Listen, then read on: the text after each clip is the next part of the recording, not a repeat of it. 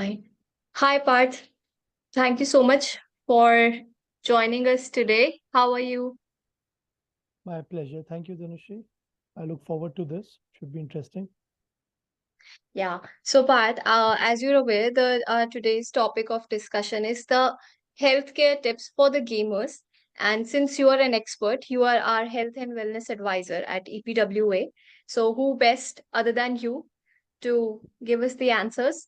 So, Parth, before I start, I think you are the perfect person to start this session with because you have a diverse background, spans across sports psychology, education, law, mountaineering.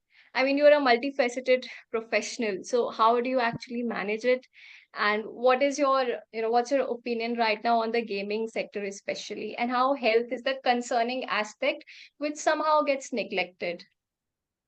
Thank you so much. I think that introduction is very flattering. It's very nice of you.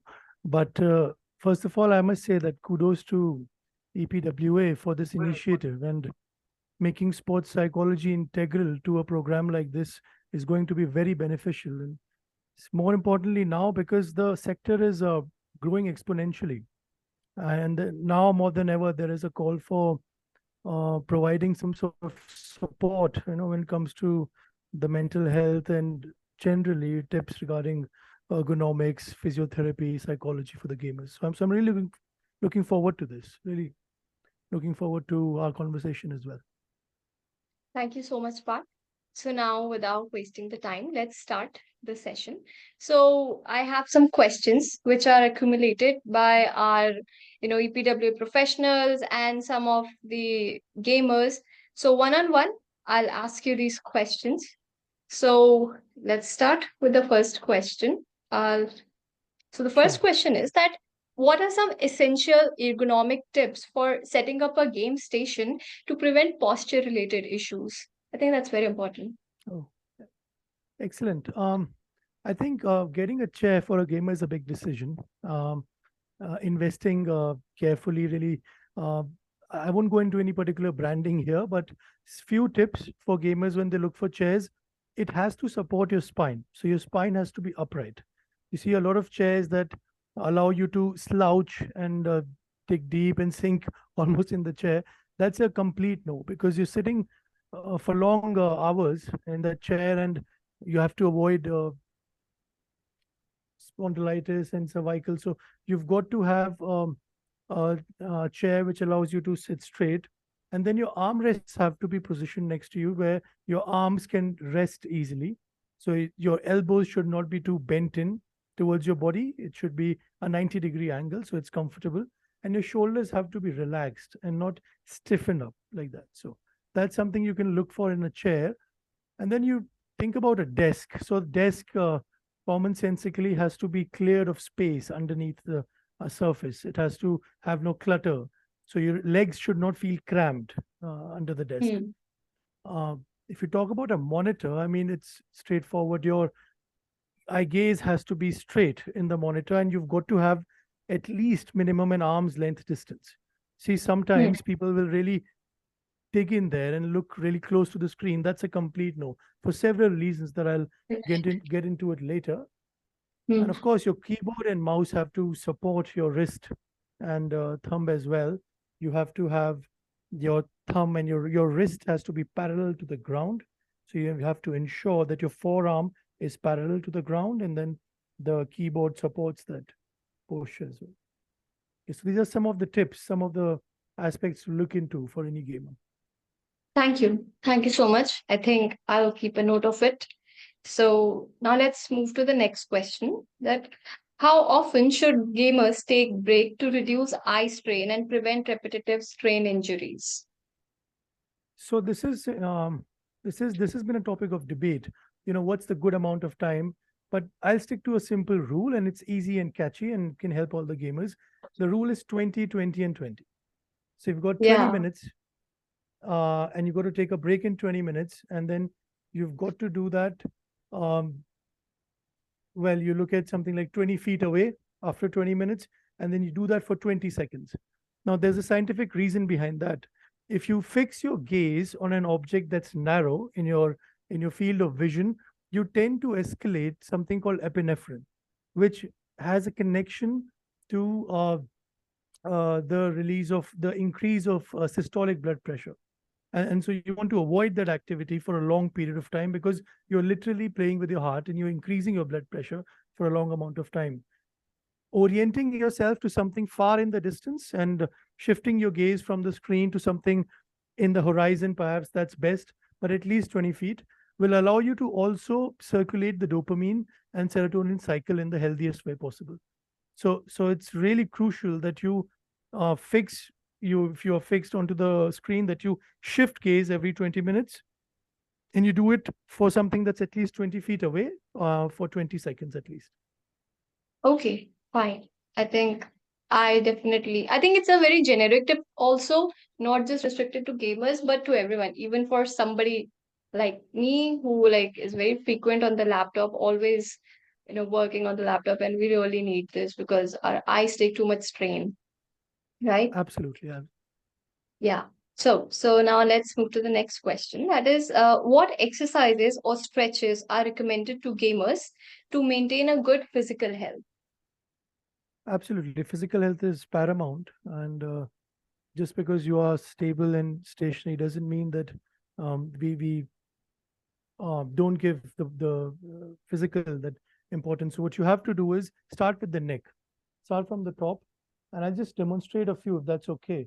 So Yeah, you sure. tilt your neck on the right side for about 15 seconds to begin with.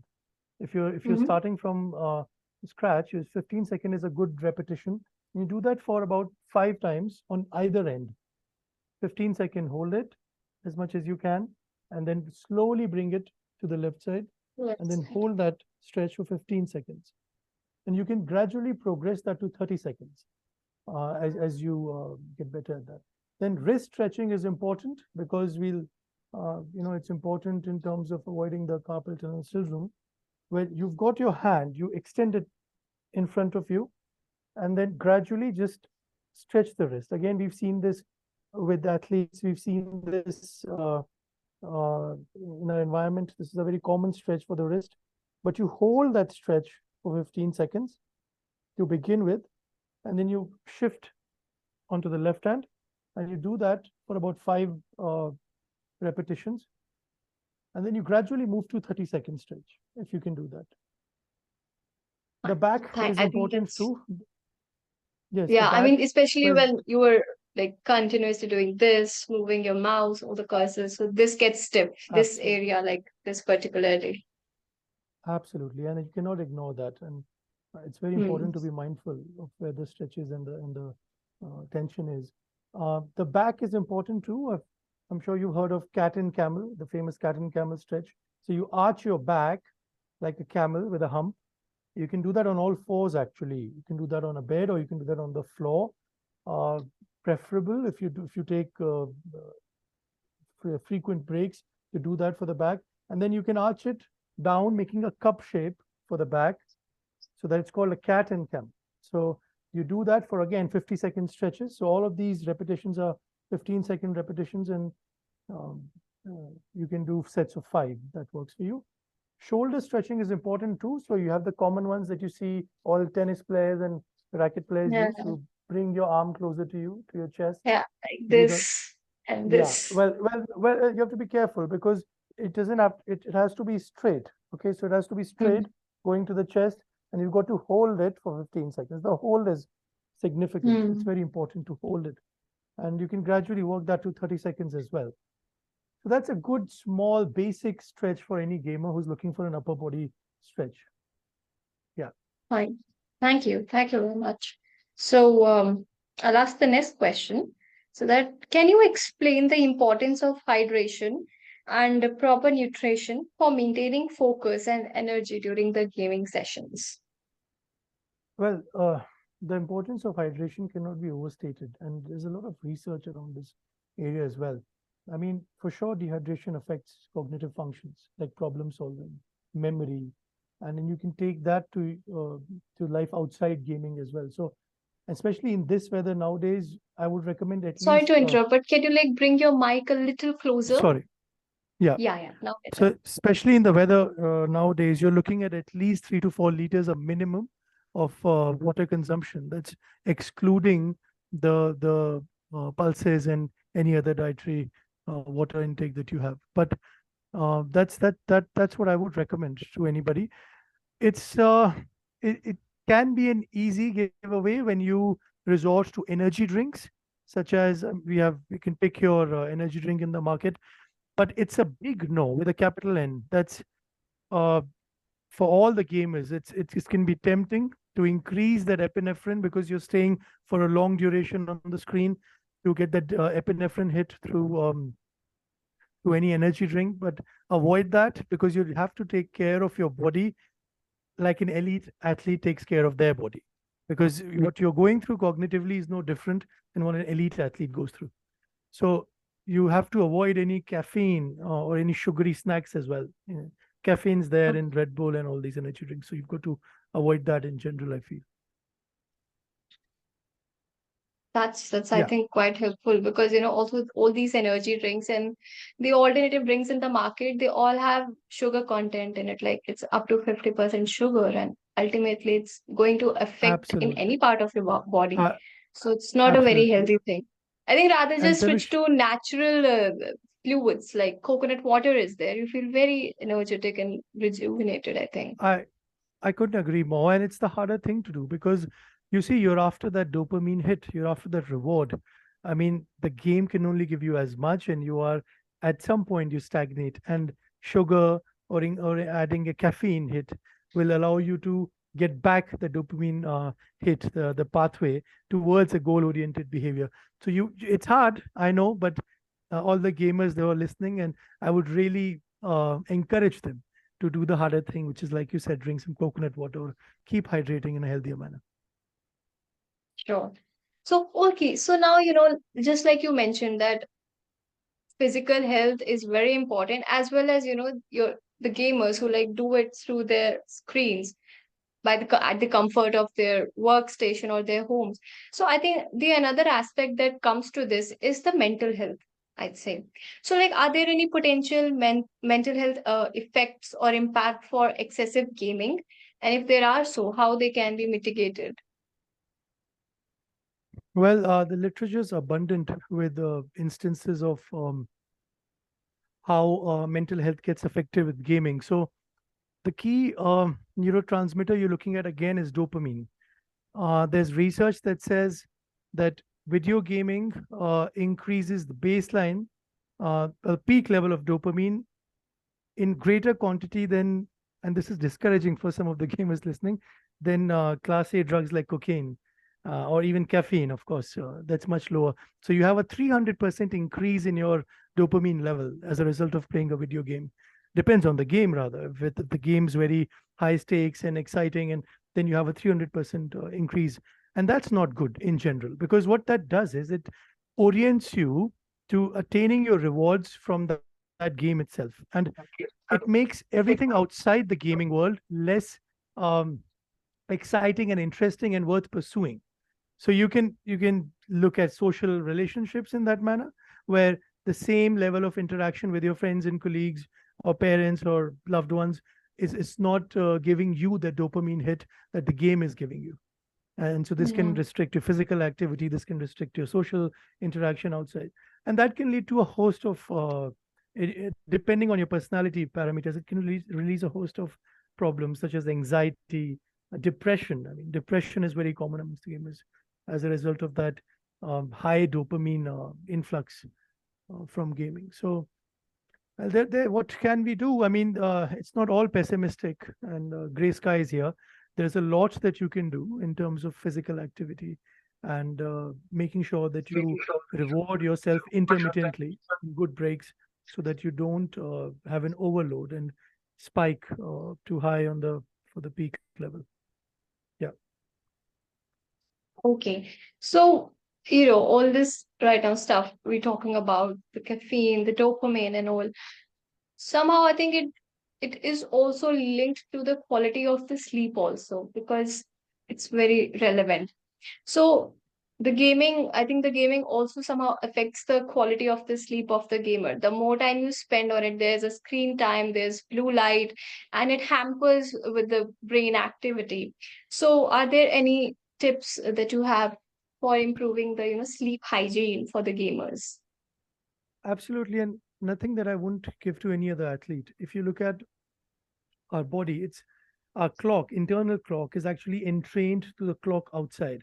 So when light comes into our life, which early in the day, you have a spike of dopamine, and then that increases over the day, and it has peaks and troughs. It reaches a point in the evening when there is dark, and then you have a rise in serotonin. Now, serotonin, the opposite of dopamine, it's about satisfaction and it's about rest and recuperation. Whereas dopamine is about foraging and exploring. It's about getting out there and pursuing your goals and doing the thing that rewards you, seeking rewards. Now, how can you entrain that? Well, first of all, act in accordance with nature. So after 9 p.m., or let's say an hour Mhm. or 2 hours before you sleep, ensure that you don't have a barrage of blue light. You don't have blue light entering straight into your eye, and because that will spike the epinephrine, it will spike the dopamine, it will cause a flux in the balance, and that will impair sleep, it will impair your repair cycle in the night, and that'll have a Mhm. cascading effect into your day and the next day. So definitely avoid the screen and maintain at least a 2 hour gap. If you can't maintain a 2 hour gap because it may not be practical for many of us, at least a 1 hour gap should be a minimum. Um, that's when you're using your cell phone and going to sleep. Okay, fine. I think this is also again relevant to the others also because somehow the blue light, our phones and screens do hamper our sleep also. So I have a technical question also, which was asked by a team member. So the question is that what are the symptoms of gamer's thumb and carpal tunnel syndrome, sorry, and how can these conditions be prevented? So first, I would like you to just explain a little bit about the gamer's thumb or what is carpal tunnel syndrome, and then you can just tell with the solutions for it. Sure, I'll try to give it a go. I mean, although a physiotherapist would probably do a better job, but then I'm going to give you an idea about this syndrome. So with the gamer's thumb, what you've got is the tendon at the base of your thumb. There's an inflammation, and you're looking at reduced movement. You're looking at pain while gripping, while pinching, while pressing, and the best and the most short way to rectify that is rest. So you've got to rest. Now this is easier than you know it's easier said than done, because you are everything that you look at around you, everything involves the use of a thumb. Now you've got to give it rest, and you've got to, if you can, put a splint. So make sure that the thumb is immobile and stationary as much as possible, so it's not moving. Now again, with the thumb, that's the hardest thing to do, because there's always going to be this range of movement. So you can possibly look at a crepe bandage, or look at a cast that you can wear, which is removable, that keeps your thumb close to the hand and there is no movement there in case you have that. And then icing is something important. If you first start to feel the pain and some tension here, you've got to ice it as soon as possible. And then, of course, if it doesn't mitigate and the pain increases over time, it's best to look at a physician and then get a professional consultation done. So this is very common in gamers because of the excessive use, and it's not just through gaming and through the console. It's also common with cell phone users, with Okay, texting and a lot of scrolling. So that's the gamer's fine. thumb. Now, if you look at, yeah, sorry, I think you asked carpal tunnel syndrome again. So with Yeah. carpal tunnel, you're looking at, well, under the wrist, you're looking at the ligament. So that really literally forms a tunnel, the carpal. And underneath that, you've got the median nerve. And if at any point the median nerve is impinged, that's going to cause a lot of pain and a lot of numbness in the hand. And again, like I'll go back to the ergonomic tip that I had given earlier, keep the wrist and in the keyboard in a manner that your forearm is parallel to the ground. So be easy on your wrist. And again, this is easier said than done, because a lot of us, when we are gaming, our attention and our uh, awareness is least towards our body posture and the way our wrist is landing on the table, because you're focused on the screen. But this is something that you'll have to do, and you'll have to increase your mindfulness capacity. At some point, I'll cover that, how you can be more mindful as a gamer, but something you can easily avoid. Sure. Okay, I think that's it kind of throws a light into, I mean, people who may have heard of it but are not able to relate to the terms. So this is kind of helpful. So now let's jump to the next question. I think we're about nearing to the end of the session. So I think the other question is that how can gamers balance screen time with physical activity to ensure a healthy lifestyle? Well, this is again a very general tip, because uh, if you look at the NHS from the UK and our own IMA, the prescribed limit for any human being, any adult human being, is 150 minutes a week. So if you can do 5 days of 30 minutes of physical activity, then you are just about on track when it comes to good behaviors in terms of physical activity. Now, why is it important? The benefits are countless. You've got cardiovascular benefits, you've got stress related benefits, you've got lifestyle disease mitigation. So it's very important. Now, when it comes to physical activity, the misconception is that got to get out there in a sport setting and find other people to play a sport with you. That's not so much. It's not the case. You're at home. You can do the daily chores. You can be active. You can be lifting things. You can be moving things. You can be taking the stairs instead of the elevator. All those activities which get you moving from one place to another are good enough. And if you can do them consciously and intently for half an hour, then you're on track. So you don't have to be discouraged by the prospect of finding other athletes to play with you in a gym or a club like that. You could do that in your own apartment or your society. Okay, fine, I think. So, also, I would like to add one more question to it. We spoke of minimizing or reducing our screen time and doing away with the blue lights. So, like, are there any blue light filters? Can the gamers use some, blue light filters to tone down the effect, and it can somehow ease the quality of the time they're spending while gaming? Absolutely. Absolutely, you can do that. These filters are available on the screen, on the laptop, or on the phone itself. But let me let me not give the wrong indicator here.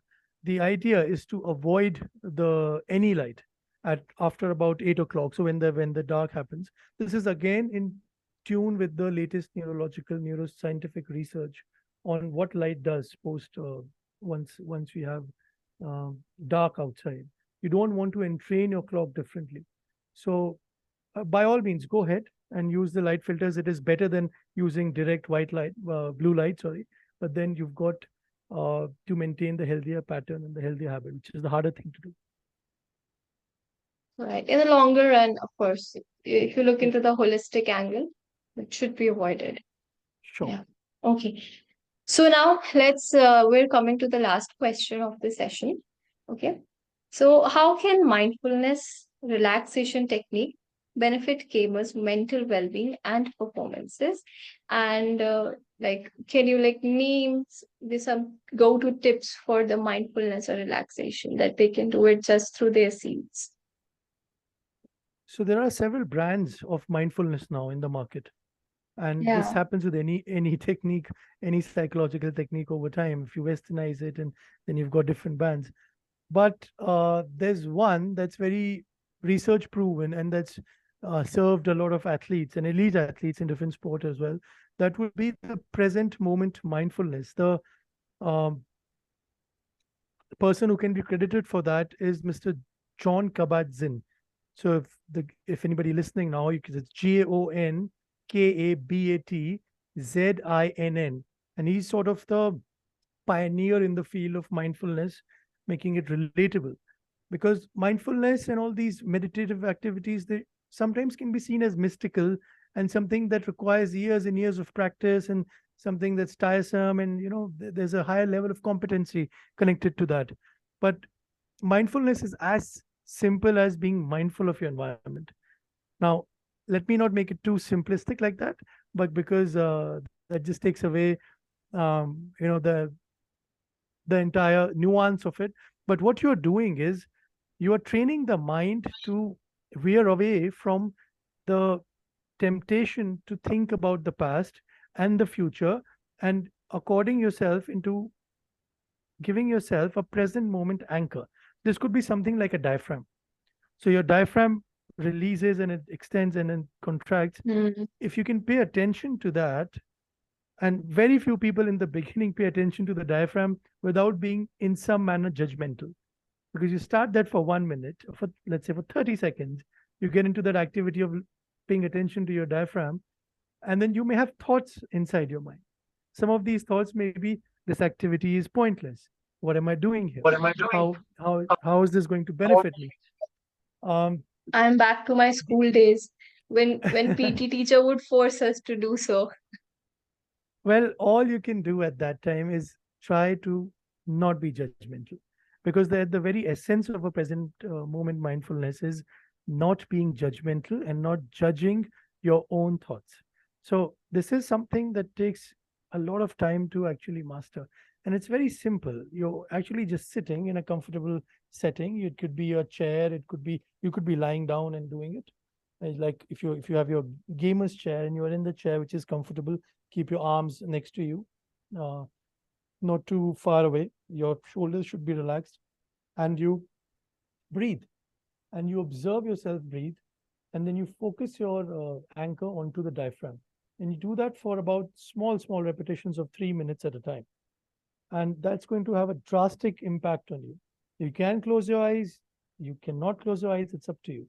But what you are really doing is anchoring your attention into something that's a uh, marker for the present moment, because the diaphragm is contracting and relaxing now, in the now. So your capacity to really sharpen the sword of focusing on the now is what mindfulness is about. Again, that comes with a host of distractions.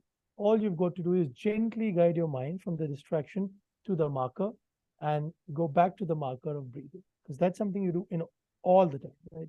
And then slowly, gradually, you can move it to everyday activities like eating.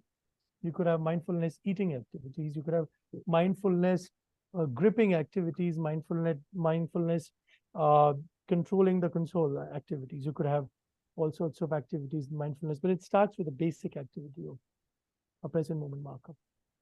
Well, the benefits are immense. Well, you have Nobel Prize win on this subject, because you can show very clearly through research that the people who indulge in mindfulness meditation, their telomeres, which is basically the edges of your DNA, they don't divide as fast. So that means it literally stops aging.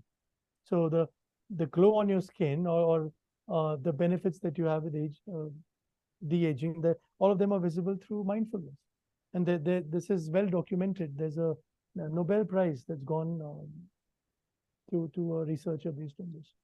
So again, like super important, and something that requires a lot of discipline. It's hard to do, but so important. Absolutely. I think it's an so mindfulness, how I perceive, is an umbrella term. It's an umbrella, and under Exactly. it, beneath this, there are a lot of factors, and you need to achieve it like one on ones, like taking baby steps. Uh, But when you do it correctly, if you hold the umbrella correctly, it's going to protect you with through a lot of whatever maybe stress may be coming through all the outer signals, the outer things that may be trying to bog you down. The mindfulness is the key to stay in the present, be in the moment, That's a great and metaphor. kind of That's a great take you metaphor. forward to a Yeah, positive direction. absolutely. Right? I couldn't agree more. Yeah, thank you so much, Pat. It was a lovely discussion and an insightful one also. Thank you for taking out time. And I hope we will connect soon in the future also with more questions. And if there are some more questions in the comments, I think I will definitely pass it to you. You're welcome. My pleasure. It's been a great time chatting with you on this subject, and I look forward to more interactions like this. Thank you. Sure. Thank you so much. Have a nice day. Bye. Bye-bye.